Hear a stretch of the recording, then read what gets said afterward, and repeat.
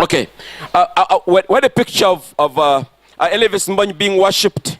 People kissing up his shoes and all that. Those are glory given only Jehovah. But now, many have taken it on. And they're thinking they are now God themselves. Generally, Kaut is a big group that is unorthodox. We mentioned that a while ago. In other words, they have this thing that it's all about them, about this other idea, about this prophet they got. Oh yes, right here. Please see this. Please see this. Are you seeing this? This is a big man. Are you seeing his face? Are you seeing anything?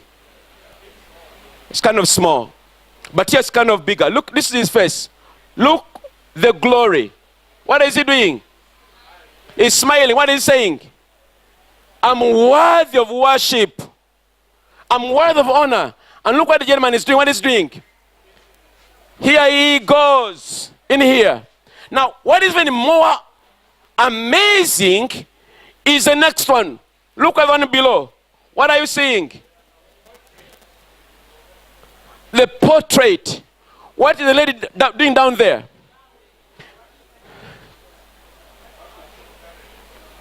Is this worship supposed to be to man? No. This worship is for God, Jehovah. You're seeing a lady and a picture. This is what Kauts are up to. And all of them are like that. Oberi Obo from Nigeria was like that. And many others. When you go to a place and a man is meant to be worshipped, be aware that is a cult. Turn away from them and run.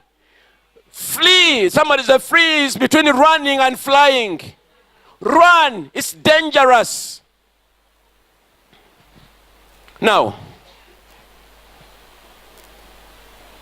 we have mentioned about the next part, the unconventional, in their beliefs and teachings. And somehow they have sorts of new religious ideas. We have another one who does that. Prophet Kakande, the leader of, what's the name of his church? The synagogue. He's talking about ideas of holy water. Yes? Hey, where do you live? You have seen this guy? Holy water and then holy rice. Yeah? If you're going to be in his church, you must carry a jerrycan. Meaning, if you guys were in this church now, there should be lines of jerrycans to take some holy water after service. What is the water for? For blessings. Now, what was shocking, I was reading this on internet, Google, something very interesting. Look at this. Last year, September 14th, his daughters of the Congolese woman. Now, this man has divorced about 4 times. Hello? Even now, he has got more wives, by the way. One of the key traits of cowards is immorality and wickedness. Of course, like their father, the devil. He is immoral. So, these daughters reveal that their father has very dark rooms under their church pulpit with giant snakes that actually eat people. In other words, where he stands under it, they are huge. This is the daughter speaking about all this. Not anyone else, but the daughters, the children in the house. Now, we talk about the miracles he does and all that. They look awesome and powerful, but they are false miracles. Yes, they are. And the danger is for believers today, what are believers looking for? Miracles. I'm not saying there should be miracles. I believe in the miracles. I have seen miracles. And I also, by the grace of God, miracles happen in my ministry. I've seen them. But that should not be the focus. The focus should be the one who makes the miracles is Jehovah God. Lord Most High. So this man talks about the new ideas, the holy bread. You remember the king loaf? You remember king loaf?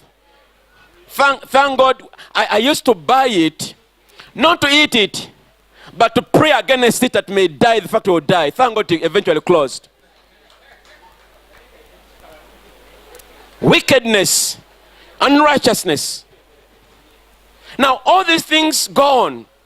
So the term cout can range from any group, I've seen that already, and they're quite a number. Now, we read about Matthew 7 a while ago, to be watchful about all these many counts. Now, the growth of the counts can be attributed to many factors. And I want to put emphasis on that part. How do counts grow? What sustains them? First, it is a fulfillment of the warning given by Jesus and the apostles. Matthew 4:23-26 just said, at that time, if anyone says to you, look, here is the Messiah, or there he is, do not believe it. For false messiahs and false prophets will appear and perform great signs and wonders to deceive, if possible, even the elect.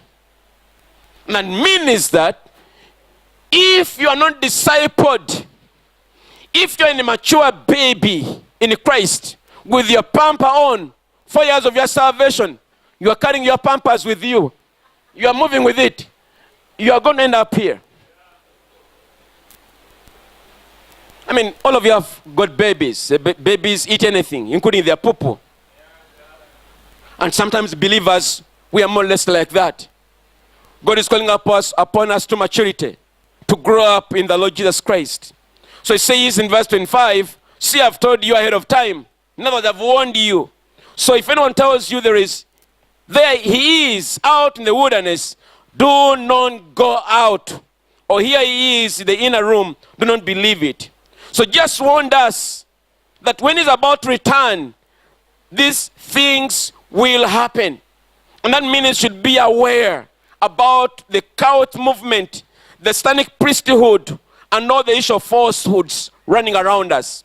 2 Peter verse 2, 1 and 3 says, but in those days, false prophets rose among the people, just as there will be false teachers among you, who will subtly, look at the word, subtly introduce destructive heresies, even denying the master who brought them, bring swift destruction themselves. In other words, cults destroy the follower. Oh yes, they do. You are blinded. You don't know where you're going. You are on your own agenda from the agenda of God. And cults are good at doing that. And verse 2 says, many will follow their shameful ways, and because of them, the way of truth will be maligned or damaged. And in their greed, now note that all cults are greedy. They are greed for power.